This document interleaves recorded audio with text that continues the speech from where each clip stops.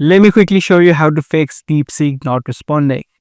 If you're trying to use Deepseek, whether using the app or using the web browser, and you're getting this issue where you're not being able to use it, let me show you the few steps that you can take to solve this issue.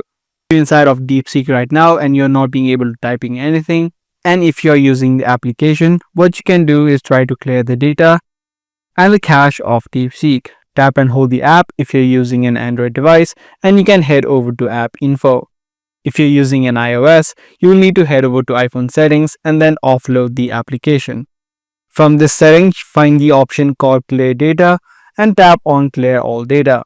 This way now you're going to get logged out of your account.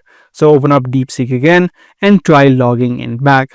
By doing this step alone, you should be able to fix the not responding issue.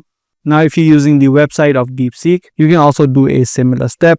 You can head over to the three dotted line on the top right of the screen on a web browser, for example Google, and then head over to settings. From the settings of the web browser, you can see the option called privacy and security. Just tap on this option and tap on delete browsing data.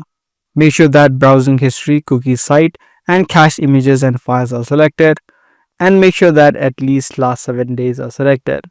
This way any cache files or site data which may be causing the issue should be able to fix the not responding issue. So once you've done that, you'll again need to log into your Deepseek account and the issue should be now fixed. After doing both of these steps, if you're still having the not responding issue, you just need to wait out a few hours before the issue is automatically solved. Sometimes these platforms have these issues where you're not able to use the platform due to mostly overload of users. So wait out a couple of hours and you should be able to use it again. I do hope this guide video was helpful to you. If it was, be sure to subscribe and also make sure to give this video a thumbs up. That's going to be all for today. I'll see you in the next one.